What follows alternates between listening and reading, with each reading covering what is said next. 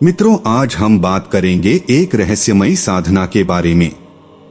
यह शमशान कपाल सिद्धि साधना केवल जानकारी के उद्देश्य से बनाया गया है। मित्रों, रात की गहराई उस स्तर पर पहुंच चुकी थी जहां हवा भी सांस लेने से डरती थी। आसमान में चंद्रमा नहीं था, केवल शून्य था, काला और निराकार। शहर से बहुत दूर एक पुराने निर्जन श्मशान में एक अकेली आकृति धीरे धीरे राख पर चल रही थी। उसके कदमों से कोई आवाज नहीं आती थी, मानो वह इस धरती का हिस्सा नहीं, कोई परछाई हो। उसका नाम निशांत था, एक तांत्रिक साधक जिसकी आंखों में जीवन की नहीं, मृत्यु की खोज थी। वह कई वर्षों से साधना कर रहा था, लेकिन आज की रात कुछ अलग थी। यह साधना केवल शक्ति के लिए नहीं थी। यह एक पंचमुखी प्रेत जागरण साधना थी, जिसमें साधक 5 दिशाओं से 5 शापित आत्माओं को एकत्र कर उन्हें अपने नियंत्रण में लाने का प्रयास करता है।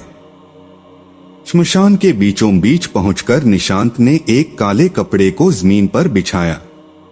उसने 5 कपाल निकाले, सूखे, अस्थिमय, धूल से ढके। हर एक कपाल एक अलग दिशा का प्रतिनिधित्व करता था। उत्तर, दक्षिण, पूर्व, पश्चिम और मध्य खोपड़ियों का स्थापित किया है। इन खोपड़ियों को किसी समय तांत्रिकों ने ही धारण किया था, मगर अधूरी साधनाओं, अपूर्ण मृत्यु और तांत्रिक युद्धों के कारण इनमें आत्माएं अब भी बंद थीं। निशांत ने पहले कपाल को पूर्व दिशा में रखा। उस कपाल के नीचे राख के भीतर उसने एक मुट्ठी मखाने, थोड़ी रक्तजली सिंदूर और सूखी तुलसी की डंडी दबा दी। वह जानता था यह कपाल आत्मा को आकर्षित करने का प्रवेश द्वार था। साधना का पहला चरण था आह्वान। पीपल के पत्ते, जो अब तक स्थिर थे, हिलने लगे, लेकिन हवा नहीं चली रही थी। मानो उस क्षण पृथ्वी पर कोई अनदेखा द्वार खुल गया हो।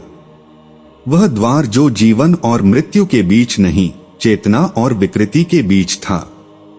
निशांत ने आंखें मूंद लीं, लेकिन उसके मस्तिष्क में छवियां उतरने लगी। सड़े हुए शव, आंखों के बिना चेहरे और एक कपाल जिसमें भीतर से धुआं उठता जा रहा था। उसका शरीर ठंडा होने लगा, नाखून नीले पड़ने लगे। शरीर की धड़कनें धीमी होती जा रही थीं, जैसे वह स्वयं मृत होता जा रहा था। पहली आत्मा जाग चुकी थी। श्मशान की मिट्टी में कंपन होने लगा। मध्य की खोपड़ी के नीचे से राख बाहर आने लगी और एक अदृश्य बिंदु से नीली आभा निकली, जो सीधे निशांत के सीने में समा गई। उसने कोई चीख नहीं मारी, क्योंकि अब उसका शरीर साधक का नहीं रहा था। वह शरीर अब साधना का पात्र बन चुका था। जिस आत्मा को उसने बुलाया था, वह केवल बाहर नहीं थी, वह भीतर तक समा चुकी थी। श्मशान में पड़े उन पुराने चिताओं की छाया उसे हिलती दिखाई देने लगी। पड़ी हुई अस्थियां, जो अब तक निर्जीव थीं, उनमें कंपन था। वह उस ध्वनि को सुन पा रहा था जो शवदाह के बाद भी भटकती है, मृत आत्माओं की अधूरी सांसें, अधूरे स्वप्न, अधूरी पुकार। लेकिन साधना अभी समाप्त नहीं हुई थी। यह तो केवल पहला चरण था। शरीर अभी स्थिर था, लेकिन भीतर संघर्ष शुरू हो चुका था। उस आत्मा को जो स्थान दिया गया था, वह अपने अस्तित्व को पूरी तरह फैलाने लगी। उसने निशांत की चेतना के उस भाग को छू लिया, जहां भय, स्मृति और इच्छा एक साथ रहते हैं। यह आत्मा केवल शरीर में नहीं, चेतना में भी प्रवेश कर चुकी थी। अब वह साधना की भाषा में सोचने लगा था। जिसे दुनिया भूत प्रभाव कहती है, वह अब संयोग बन चुका था।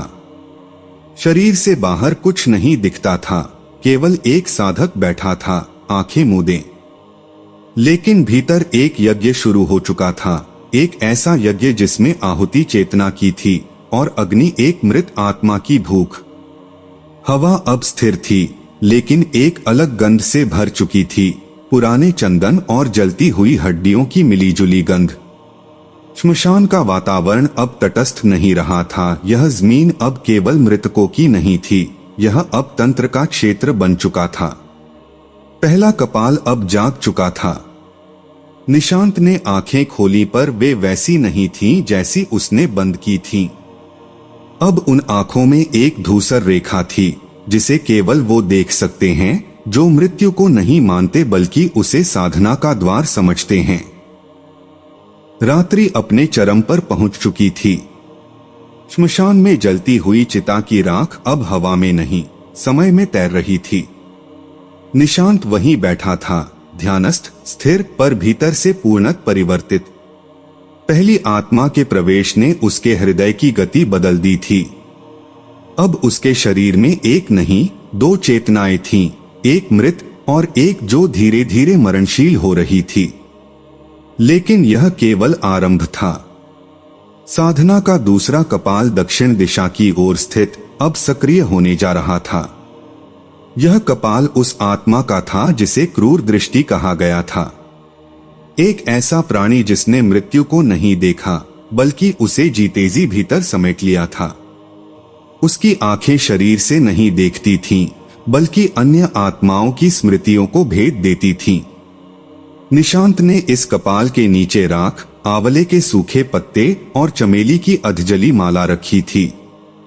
वह जानता था कि इस आत्मा को जागृत करने के लिए मृत्यु से अधिक घृणा की गंध चाहिए, और यही गंध राख में बसती है, अधूरी चिताओं की स्मृति में। निशांत की आंखें बंद थीं, लेकिन उसकी दृष्टि अब स्थूल से सूक्ष्म में उतर रही थी। दूसरी आत्मा का प्रवेश हृदय से नहीं, नेत्रों से होता है। इसलिए सबसे पहले उसकी दृष्टि धुंधली हो गई, चारों ओर की रेखाएं विलीन होने लगीं। पत्ते अब पत्ते नहीं रहे, वे स्मृतियां बन चुके थे। श्मशान की जमीन में जो चिन्ह थे वे अब कहानी बन गए थे। हर राख का कण, हर अस्थि का टुकड़ा अब बोलने लगा था। निशांत अब देख सकता था कि किस शव को किस मुद्रा में जलाया गया था। हर एक दिशा से दृश्य फटने लगे, पुराने यज्ञ, सूखी आंखों वाले मुर्दे और अस्फुट मंत्र जो हवा में गूंजते थे। दूसरी आत्मा उसके नेत्रों में समा चुकी थी। पहले एक काले रंग की रेखा पुतलियों में उभरी, फिर उसकी पलकों के नीचे नीली धड़कनें बनने लगीं। साधारण मनुष्यों की दृष्टि में यह कोई परिवर्तन नहीं था, लेकिन तंत्र की भाषा में यह संकेत था कि साधक अब स्वयं को नहीं देख सकता। जिसने आंखों से देखा, अब वही आंखें उसकी चेतना को निगलने लगीं। श्मशान अब उसे नहीं घूर रहा था, अब वह श्मशान को भीतर से देख रहा था। निशांत की पलकों के भीतर अब एक स्थायी अंधकार भर गया था, लेकिन उस अंधकार में अजीब प्रकाश था। प्रकाश जो केवल मृतों के बीच होता है, जहां डर नहीं होता, केवल स्वीकृति होती है। अब वह श्मशान की पांचों दिशाओं को एक साथ देख पा रहा था। हर दिशा में कपाल की लहरें उठ रही थीं और हर खोपड़ी चेतन हो रही थी। लेकिन दूसरी आत्मा का अनुभव इतना शांत नहीं था। उसकी दृष्टि अब उसके ऊपर नियंत्रण नहीं छोड़ रही थी। वह जहां देखता वहां कुछ न कुछ जीवित दिखता। शवों की राख में आंखें बनती, मिट्टी दिखाई देता था। कब्र के भीतर से उंगलियां बाहर आती, लेकिन किसी को छूने नहीं, केवल ध्यान देने को अनुमति थी। साधक अब एक दर्पण में बदल रहा था, जिसमें आत्माएं स्वयं को देख रही थीं। दूसरी आत्मा, क्रूर दृष्टि ने उसकी चेतना को परावर्तक बना दिया था। अब वह केवल साधक नहीं था, वह अब दृष्टि का द्वार बन चुका था। लेकिन इस दृष्टि का एक मूल्य था, यह दृष्टि कभी बंद नहीं होती है।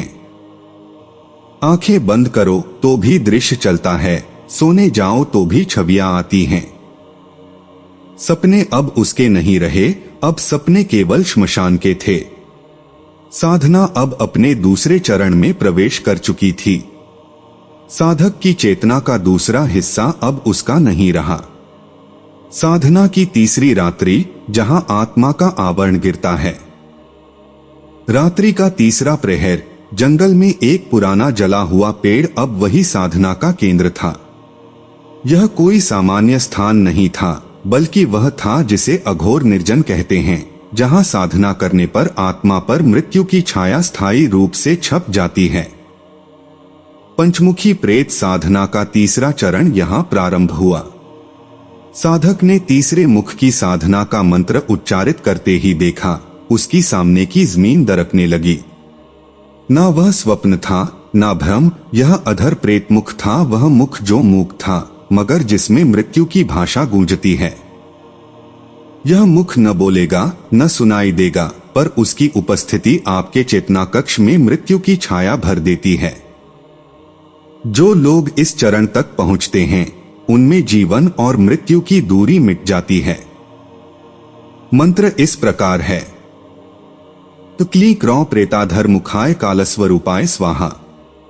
मंत्र बोलते ही शरीर में कंपन की लहर दौड़ जाती है। साधक को महसूस हुआ जैसे उसकी रीढ़ की हड्डी के अंदर कोई रेंगता हुआ ऊपर चढ़ रहा हो, जैसे कोई अदृश्य सर्प उसके मेरुदंड में सुषुम्ना की राह पकड़कर चेतना के द्वार तक पहुंच रहा हो।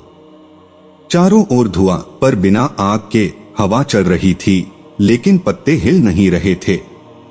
घंटों बाद उसे यह भान हुआ कि वह केवल मंत्र नहीं जप रहा, वह अपने ही मस्तिष्क को क्रियाशील मृत्यु की ओर खींच रहा था।